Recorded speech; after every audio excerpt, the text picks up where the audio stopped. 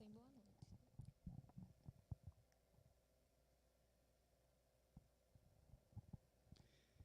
Olá, tudo bem? Que a graça e a paz do Senhor Jesus esteja com todos. Mais um papo em família, né? Um tempo para nós conversarmos um pouco sobre família, sobre relacionamento, sobre casamento, sobre filhos. E nós estamos aqui mais uma vez nessa noite, eu e a irmã Áurea, para a gente conversar um pouquinho sobre uma temática muito interessante que a gente vai conversar. Minha casa é uma igreja e nós vamos compreender daqui a pouquinho a importância disso. Nesse momento, os nossos irmãos e irmãs estão entrando, né, nosso canal ao vivo do YouTube, da Igreja Batista Emanuel em Petrolina. Enquanto você está entrando, nós estamos aqui dando as nossas saudações, né, e dizendo que é muito bom estar com você.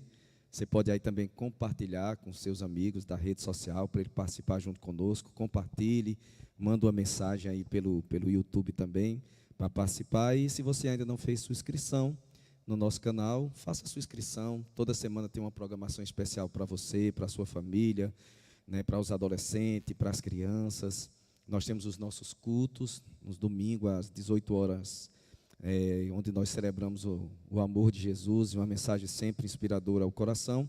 E durante toda a semana você receberá devocionais, né, de segunda a sexta, com os pastores e missionários da nossa igreja. Então você é muito bem-vindo e nós estamos muito felizes de estar aqui mais uma vez celebrando com você esse papo em família da Igreja Batista Emanuel em Petrolina. Verdade. Que seja uma noite bastante agradável, né, para cada um de nós, que a gente possa estar compartilhando juntos, né, mesmo distante, né, mas que a gente está aqui reunidos em pensamento e em espírito para a gente estar mais uma vez aprendendo um pouco mais, né, compartilhando um pouco mais. E aí, para a gente começar a nossa reflexão dessa noite, como eu falei, minha casa é uma igreja. Nós temos alguns objetivos para a gente, que a gente traçou nessa noite, para a gente conversar. Mas antes disso, a gente vai fazer uma oração, entregar tudo ao Senhor. E você, que é amigo também, que não faz parte da nossa igreja, mas que está aí nos assistindo, né? Muitos amigos meus também de Recife, de Jaboatão, de Olinda, de diversos lugares aí da região metropolitana do Recife, onde a gente fez muitas amizades e esteve aí junto. A nossa palavra de gratidão e de carinho. É muito bom ter você junto conosco. Manda aí a sua mensagem que a gente manda um alô para você. Então vamos orar nesse momento pedindo que Deus direcione, né, o nosso coração para aquilo que Ele preparou para nós nessa noite, tá bom? E que seja uma noite especial para a sua família, tá bom? Vamos orar. Espírito de Deus, muito obrigado por esse tempo, muito obrigado pela oportunidade de estarmos em família, nesse papo em família, para falar de coisas importantes do Teu reino, daquilo que é importante para a gente compreender e entender sobre as Tuas verdades, ó Deus, sobre aquilo que é importante para nós, ó Deus, aprendermos enquanto maridos, esposas, filhos, para que a nossa casa seja uma casa de bênção. Pedimos a Tua direção nessa noite e que Teu Espírito Santo conduza tudo aquilo que a gente vai dizer e tudo aquilo que a gente vai falar ao coração das pessoas que estão nos ouvindo, que encontre guarida no coração daqueles que necessitam ouvir essa palavra e daqueles que estão nos acompanhando, mesmo sem fazer parte dessa igreja, mas que é corpo de Cristo também.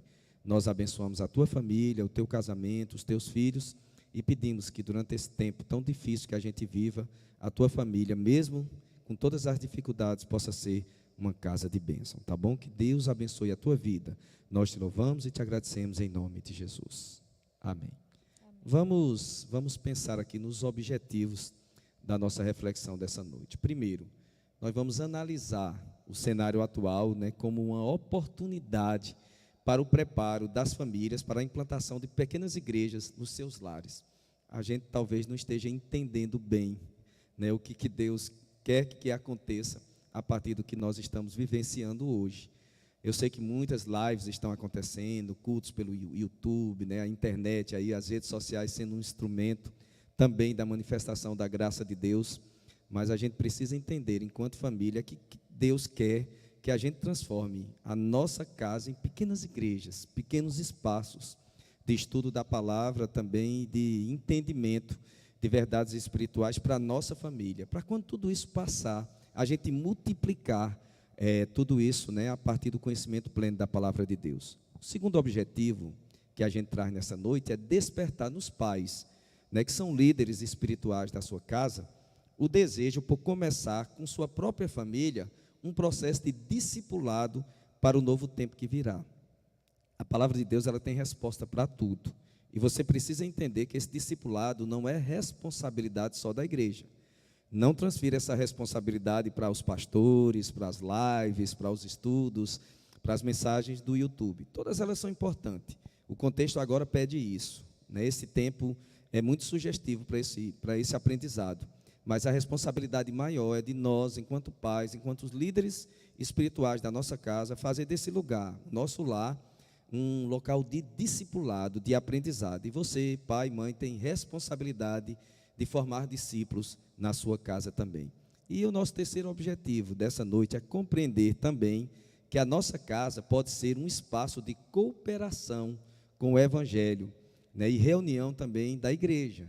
A gente pode multiplicar a partir de uma realidade que começa na nossa casa. E esse multiplicar também passa por ter na nossa casa, né, e daqui a pouco a Áurea vai falar sobre isso com mais propriedade, né, porque ela é design de interiores. A gente vê a importância, né, desse lugar organizado, desse lugar bonito, de ter um lugar confortável para nós vivermos experiências de ensino e de aprendizagem da palavra de Deus, tá bom? Então é por aí que a gente vai pensar as escrituras sagradas nessa noite, tá? Então vamos começar a pensar uma coisa importante aqui. Qual a leitura que estamos fazendo desse momento para as nossas famílias? Pensa aí, né? Você pode até perguntar isso para a sua esposa, para o seu filho. Qual a leitura que vocês estão fazendo desses momentos? Deus colocou nossa casa agora virou um verdadeiro esconderijo, né? É nossa habitação, é o lugar onde nós estamos passando mais tempo, é dentro de casa, salvo alguns profissionais, né, que estão aí trabalhando, né, nessa luta incansável, principalmente os profissionais de saúde. Mas a nossa casa virou nosso refúgio, virou o lugar onde nós estamos. E eu acredito que Deus possibilitou esse tempo para que a gente transformasse esse lugar numa igreja, numa pequena igreja, num lugar especial onde a gente pode aprender de Deus, porque até então a gente tinha transferido essa responsabilidade para a igreja, para a escola, para aquelas pessoas que são líderes espirituais, e agora a gente se vê num momento onde a gente precisa ser um líder espiritual, e você vai ver que a palavra de Deus, ela nos dá respaldo para esse entendimento. Então, se nós acreditamos que tudo que está acontecendo nesse momento tem um propósito divino por trás, por que nós continuamos fazendo as mesmas coisas enquanto igreja, enquanto família? Já prestou atenção? Mesmo a gente não estando na igreja, nós estamos nesse mesmo movimento. Culto, culto, momentos, cultos, cultos. Aí você diz, pastor, mas isso não é importante não? É, mas e o tempo para a sua casa? Ah, pastor, estou sentindo falta da igreja. Olha, a boa notícia é que a sua casa é uma igreja também. A sua casa pode ser um lugar de adoração. A sua casa é esse espaço de ensino, aprendizagem, né? A gente, no nosso primeiro papo em família, a gente falou muito sobre essa questão dos pais serem responsáveis pela educação, pela base cristã. Os judeus faziam muito isso com seus filhos. Era primordial para eles fazer com que seus filhos aprendessem em casa as verdades sobre Deus, os milagres que Deus realizou, né? As grandes teofanias, tudo isso era responsabilidade dos pais. E a gente está aí esperando que as igrejas abram para a gente levar novamente os nossos filhos para a escola bíblica dominical. Escola bíblica dominical é em casa também. O nosso lar precisa ser esse espaço de aprendizagem, precisa ser a nossa igreja nesse momento. E ainda nós não entendemos que Deus nos deu esse tempo para fazer da nossa casa uma pequena igreja, né, onde nós vamos aprender sobre Deus e viver experiências extraordinárias com o Senhor, que elas não só são vividas na igreja, elas podem ser vividas em casa também. E aí eu faço uma terceira pergunta.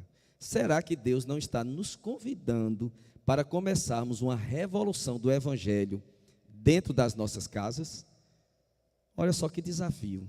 Porque a revolução, né, que vai mudar esse mundo, que vai transformar esse mundo, ele não vai começar nas nossas igrejas. As igrejas, elas já cumprem o seu papel evangelístico, de ensino, né, de compreensão maior das escrituras sagradas, de amor, de comunhão, de acolhimento. Mas eu acredito que Deus está nos convidando para fazer uma grande revolução, porque depois disso tudo a gente nem sabe como é que vai ficar a igreja, como a igreja vai funcionar. Mas a gente sabe que a partir do momento que a gente transforma a nossa casa numa pequena igreja, a gente pode convidar o nosso vizinho, a gente pode convidar o nosso amigo, a gente pode transformar a nossa casa numa pequena igreja, evangelizar, orar juntos, viver essa experiência de estarmos juntos vivendo a palavra de Deus. Então, nesse momento, né, nós vamos ler 4 versículos. A irmã Aura vai ler 2 versículos agora, e depois eu vou ler mais 2 versículos, e a partir daí eu e ela vamos fazer algumas reflexões muito importantes a partir do que a Bíblia Sagrada traz. Vamos ler a palavra de Deus? O primeiro texto se encontra em Hebreus 13, 1 e 2, que diz assim: Seja constante o amor fraternal. Não se esqueçam da hospitalidade. Foi praticando-a que, sem o saber, alguns acolheram anjos. E o outro versículo está em Lucas 22, de 8 a 12, e diz: Jesus enviou Pedro e João, dizendo: Vão preparar a refeição da Páscoa. Onde queres que a preparamos? Perguntaram eles. Ele respondeu: Ao entrarem na cidade, vocês encontrarão um homem carregando um pote de água. Sigam-no até a casa em que ele entrar e digam ao dono da casa: O mestre pergunta: Onde é o salão de hóspedes, no qual poderei comer a Páscoa com os meus discípulos? Ele lhes mostrará uma ampla sala no andar superior, toda mobiliada. Façam ali, então, os preparativos.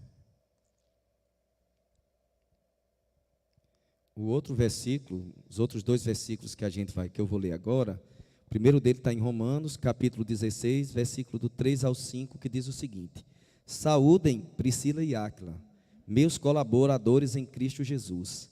Arriscaram a vida por mim, sou grato a eles. Não apenas eu, mas todas as igrejas dos gentios. Saúdem também a igreja que se reúne na casa deles. Olha que coisa interessante, a gente vai pensar neste tanto sobre isso. E o outro está em Atos, capítulo 2, versículo 46 e 47, que diz o seguinte: Todos os dias continuavam a reunir-se no pátio do templo, partiam o pão em suas casas e juntos participavam das refeições, com alegria e sinceridade de coração, louvando a Deus e tendo a simpatia de todo o povo. E o Senhor lhes acrescentava todos os dias os que iam sendo salvos.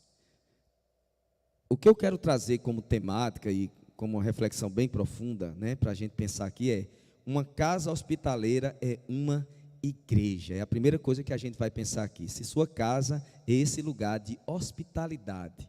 Então, nossa casa, na verdade, ela tem de ser um lugar de hospitalidade, como a gente leu em Hebreus, capítulo 3, versículo 2. A hospitalidade é um dom. Você vai encontrar isso lá em Romanos, capítulo 12, versículo 13, que diz assim: Compartilhem o que vocês têm com os santos em suas necessidades. Pratiquem a hospitalidade. Então, o meu entendimento, o meu pensamento a respeito dessa ideia de hospitalidade é que nossa casa tem que ser uma igreja que acolhe as pessoas em tempos difíceis. Mas toda família precisa estar preparada para vivenciar essa experiência. Isso só é possível se houver um discipulado sério e baseado nas Escrituras. Ou seja, esse tempo é mais do que apropriado para isso. Agora, a sua casa tem que ser esse lugar de acolhimento, tem que ser esse lugar de hospitalidade, de saber receber bem as pessoas. Tem que ser aquele lugar onde as pessoas cheguem e elas sintam a alegria de estar, a alegria de participar, a alegria e confiança de compartilhar as suas necessidades, né? E a Bíblia aqui, como a gente leu em Romanos, que as pessoas precisam compartilhar as suas necessidades para que a gente pratique a hospitalidade. Então, a partir do momento que a nossa casa é hospitaleira, ela se transforma numa igreja.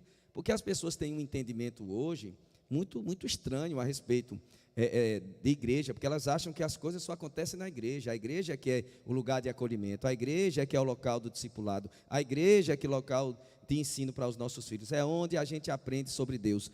A igreja é um lugar de celebração, é o lugar onde eu encontro com meu irmão, é o lugar onde eu venho cultuar a Deus, é o lugar onde eu faço o processo de adoração em comunidade, né, junto com os santos. Mas eu posso transformar a minha casa nesse pequeno espaço de acolhimento também e ser uma igreja, porque a partir do momento que eu exercito o meu dom de hospitalidade, onde eu sirvo as pessoas na minha casa, onde eu recebo as pessoas na minha casa e ajudo essas pessoas nas necessidades, eu estou transformando a minha casa numa pequena igreja.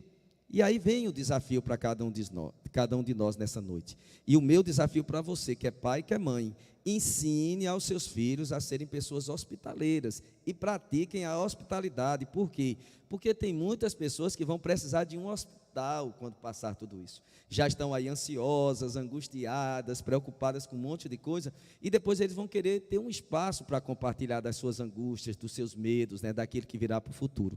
E aí eu queria desafiar você a entender que sua casa pode ser uma pequena igreja, onde as pessoas podem olhar para ela como um hospital, onde vão ser acolhidas, amadas e recebidas com cuidado e com respeito, tá bom?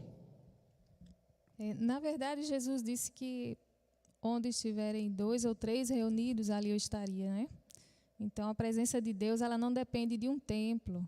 É importante o templo, é importante os irmãos congregarem, se reunirem, celebrarem, mas a gente não pode usar a desculpa de não estar podendo ir para a igreja para a gente não orar com os nossos filhos, para a gente não louvar o Senhor, para a gente não estudar a palavra, para a gente não compartilhar daquilo que Deus está falando com cada um.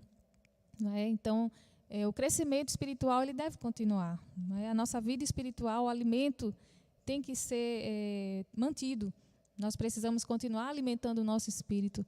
Afinal de contas, a nossa fé é que vence o mundo. Né? Então, se a gente deixa de alimentar a nossa fé, a nossa esperança, atrair a presença de Deus, atrair a presença de Deus na nossa casa, né? Edificar um altar de adoração na nossa casa, nós estamos dizendo que isso não é importante para nós. Não é? A gente não está buscando aquilo que é essencial para nós, e aí a gente pode realmente sofrer consequências, né? A morte, a frieza, a apatia espiritual. E isso não ajuda em nenhuma situação, nenhuma circunstância, e muito mais nos momentos difíceis que nós estamos passando.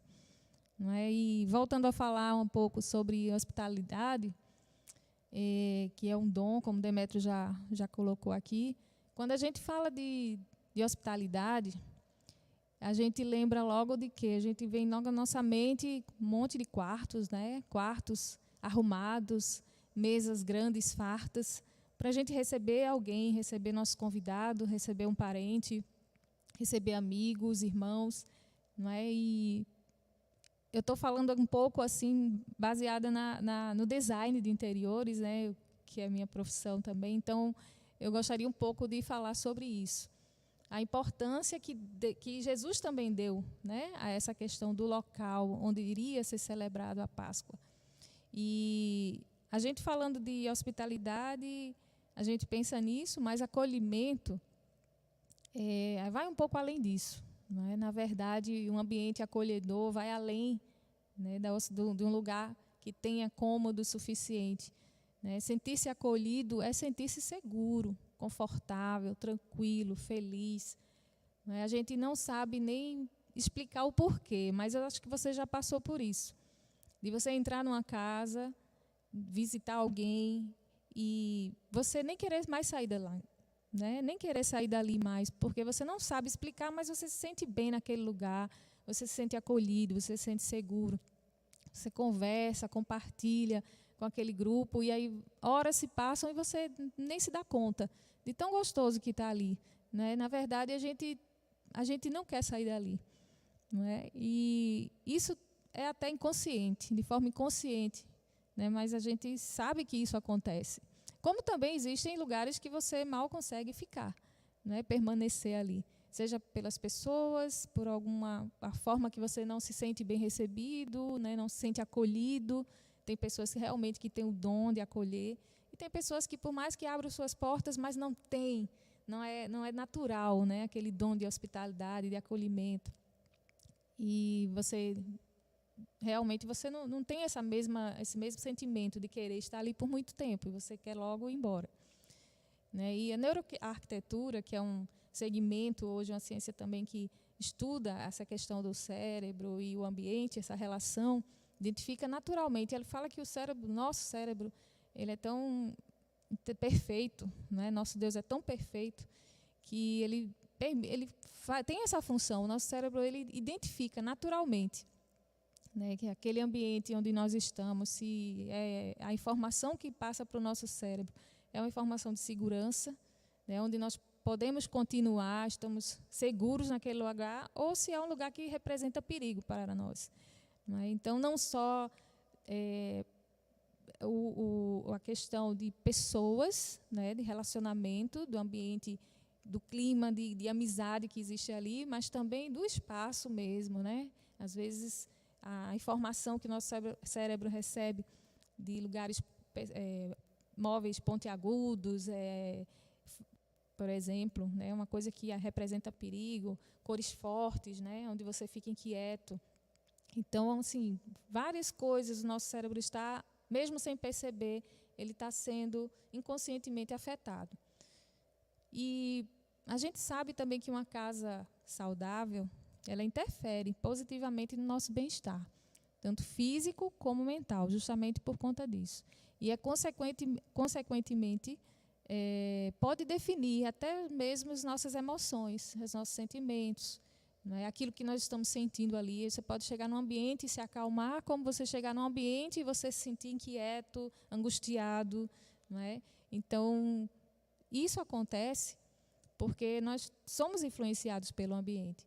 Então, isso influencia os nossos sentimentos, influencia os nossos comportamentos.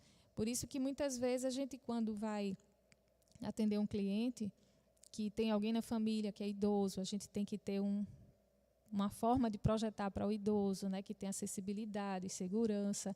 Quando tem criança, a gente tem que pensar nos espaços, né, onde a criança vai percorrer, para que haja também a segurança.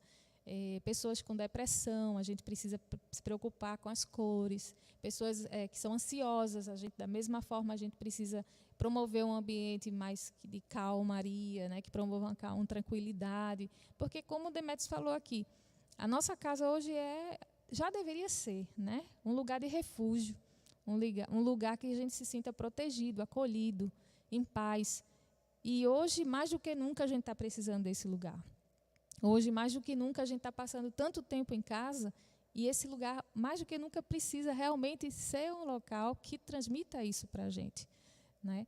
Então, a preocupação que a gente deve ter quanto arquitetos e designers hoje de promover esse ambiente, de ajudar as pessoas, até mesmo, Demetrios, após essa pandemia, né?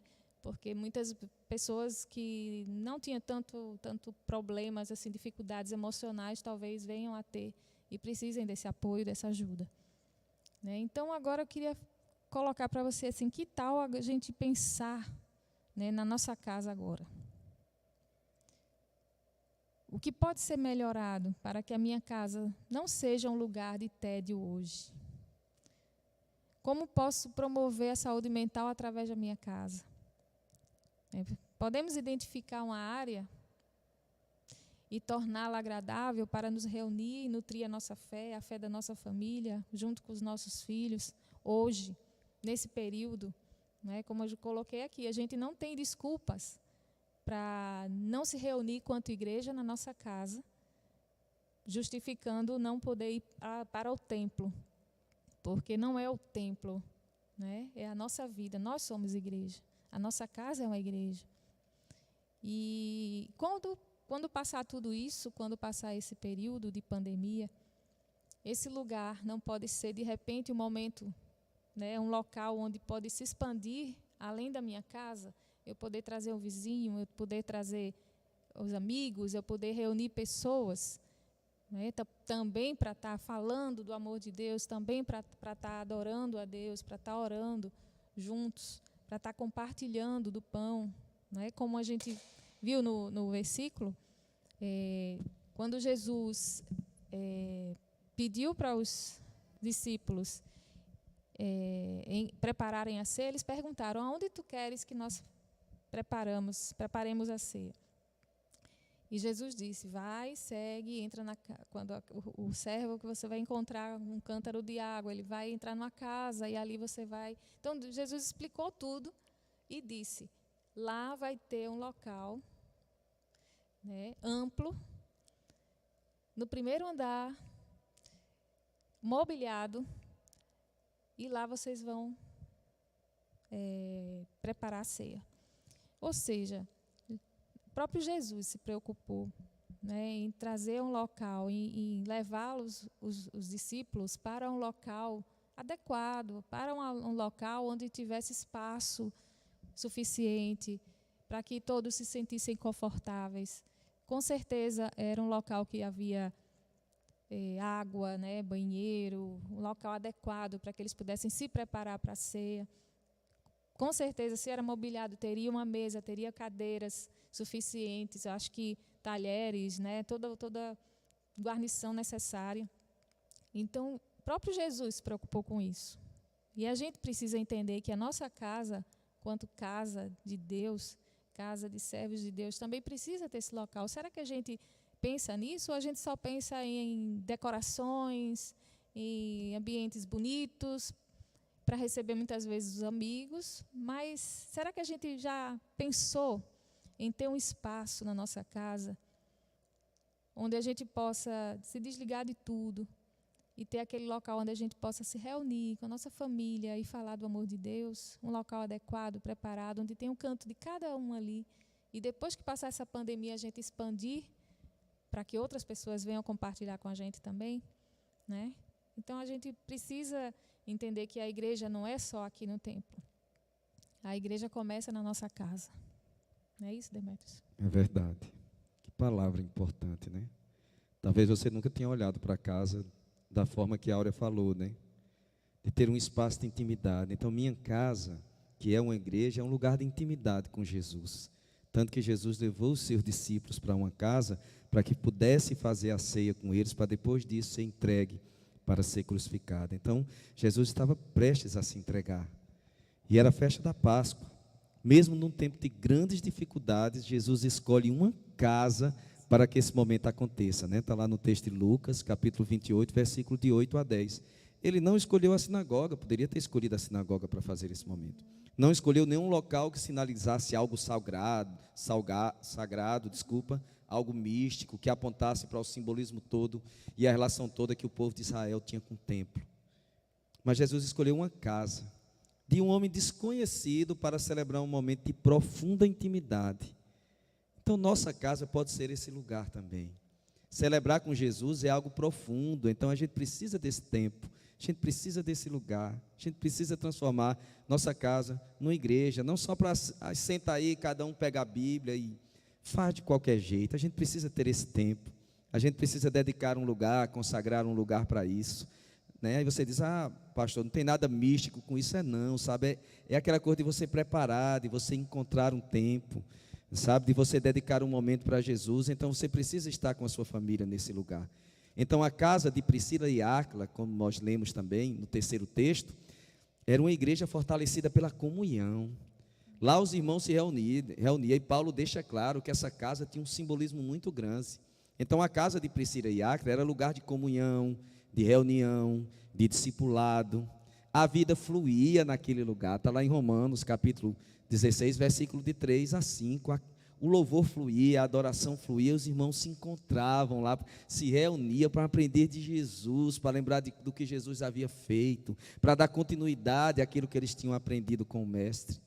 Meu irmão, minha irmã, faça da sua casa esse lugar, né? Transforma a sua casa nesse ambiente de adoração, convide pessoas. Eu sei que agora está restrito, né, por conta da pandemia, mas isso tudo vai passar, e a gente tem que aprender. Jesus está nos dando uma chance, né, de viver essas experiências em casa. Então esse casal, Priscila e Áquila, ofereceu a sua casa para que os encontros se tornassem inesquecíveis. Tanto que está escrito aí, né? Paulo podia ter dito, olha, um casal cedeu um espaço, mas ele diz, a casa de Priscila e Áquila. O que é que Paulo estava dizendo com isso? Era uma igreja. Havia oração, havia comunhão, havia troca de experiências. Nós chamamos hoje isso de pequenos grupos, né, de células, de grupos de relacionamento, né, que o pastor Ronaldo estava conversando com nós, né, com a gente, com os pastores, a respeito de iniciar esses grupos de relacionamento, mas aí veio a pandemia e, né, a gente não pôde dar continuidade. Mas, no meu entender, funcionava uma igreja forte e vibrante. Muito do que aconteceu na propagação do Evangelho foi decidido ali. E nas nossas casas? O que é que está sendo decidido aí na sua casa, nesse tempo de pandemia? O que é que vocês andam conversando com os seus filhos? O que é que vocês andam orientando os seus filhos? E o que é que vocês mesmos, enquanto casal, andam pensando para após tudo isso? para depois que tudo isso passar? Será que alguma coisa vai acontecer? Eles saíram dali para evangelizar o mundo e depois muitos deles morreram, se tornaram mártires, né? Morreram por causa daquilo que aprenderam nas nossas casas. E a gente tem dificuldade até de viver, de vivenciar, de experienciar na nossa casa. A gente já não sai para pregar, a gente já não sai para evangelizar. Sabe por quê a gente não faz isso? Porque a gente não tem em casa essa experiência de aprendizado com a palavra. Mas eu, enquanto pastor, junto com a Aura, estamos desafiando você nessa noite a transformar sua casa numa pequena igreja. A igreja primitiva, como lemos aqui, foi gerada nas casas. Não foi gerado no templo, foi gerado nas casas. O templo tem a sua importância, hoje tem um valor muito grande, mas a casa é que é o espaço de aprendizado. O texto de Atos, capítulo 2, do 42 ao 47, é um retrato de uma igreja diferenciada, que vivenciava o amor e o cuidado nos lares, né? Era lá que as pessoas dividiam o seu pão, iam de casa em casa celebrando o amor, compartilhando pão, compartilhando experiências, dizendo eu te amo, abraçando, dizendo olha, a gente está junto. O tempo é difícil, eu sei, mas eu tenho algo para compartilhar, eu tenho algo para dividir. Então esse texto mostra que eles se reuniam, no templo, eles estavam lá no templo também, mas a alegria, a comunhão, o partir do pão, as orações, elas aconteciam em casa. Olha que coisa interessante, o templo era o lugar de encontro, o templo era o lugar de comunhão com Deus, mas a celebração, a oração, a alegria, o partilhar do pão acontecia em casa.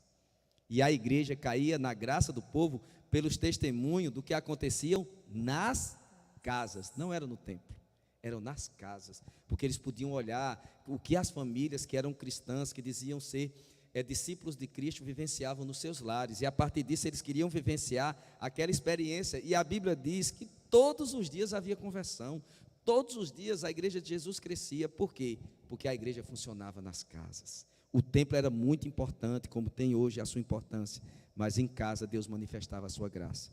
Não estou querendo aqui, lógico, né, gente, dizer que o templo não tem o seu valor, muito pelo contrário, mas em casa tudo acontece. Estou aqui tentando despertar as famílias para não transferirem para a igreja ou para o templo a responsabilidade de ver o seu lar como um lugar de transformação. E aí eu tenho alguns desafios para lançar para vocês aqui nessa noite, tá? Então o que é que a gente pode pensar nesse tempo? Eu vou falar de um e depois a irmã Áurea vai fechar com duas lições para a gente fechar, para a gente pensar aqui. A primeira delas é: Deus está tentando chamar a nossa atenção para a responsabilidade que temos de transformar a nossa casa num celeiro missionário. Talvez nessa leitura da palavra, nesse aprendizado, surjam missionários, pastores, pastoras, homens e mulheres de Deus que vão transmitir a mensagem do Evangelho depois que essa geração passar. Nossos filhos e filhas serão os futuros líderes das igrejas nas casas. Um segundo aprendizado que eu trago nesse momento é o que a irmã Áurea vai trazer para você, para a gente aprender as nossas duas últimas lições nessa noite. Ensinar a palavra é uma responsabilidade dos pais, né? A gente já falou disso em outro momento, né, em outras lives, que os pais, antigamente, né, na história do povo de Deus, ele tinha essa responsabilidade é colocada sobre os pais, de ensinar, né, toda a base cristã, a base da palavra, é responsabilidade dos pais.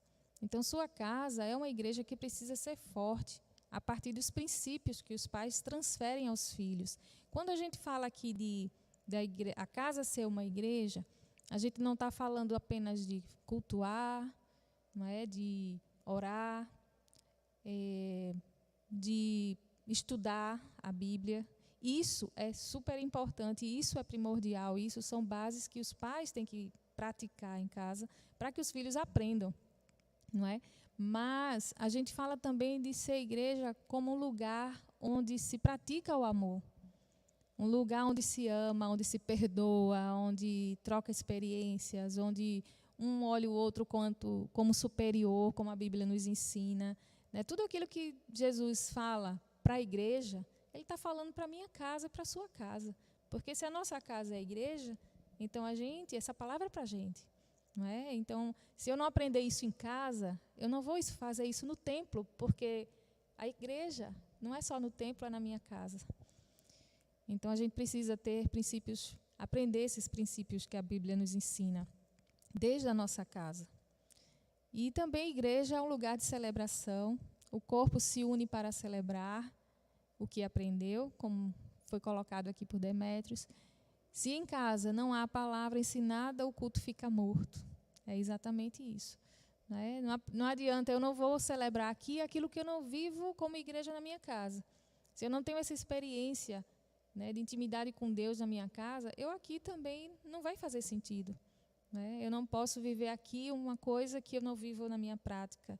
Como tem até uma piada, né, que o pessoal fala que queria que o pai trazer a cama, a casa, para dentro da igreja. Porque a criança dizendo, né, que queria que o pai, a família se mudasse para a igreja. Porque na igreja ele é feliz, na igreja a família é unida, na igreja todo mundo se alegra. Ou seja, eles estavam vivendo uma realidade na igreja e outra realidade em casa. Né? E a criança observava tudo isso, a criança aprendeu isso. Então, essa criança, quando crescer, a casa dela vai ser tendencialmente a mesma coisa, vai tender a ser igual. Né? Então, que geração nós estamos formando através dos nossos filhos? Né? Os futuros cristãos, os futuros evangélicos, os futuros pastores, líderes, aqueles evangelistas, missionários, aqueles que vão levar a palavra a outros. Né? A gente precisa se preocupar. Né? A gente fala muito de sustentabilidade do planeta, de cuidar do futuro, do amanhã do nosso planeta, para que os nossos filhos tenham um lugar saudável ainda, com plantas, com oxigênio.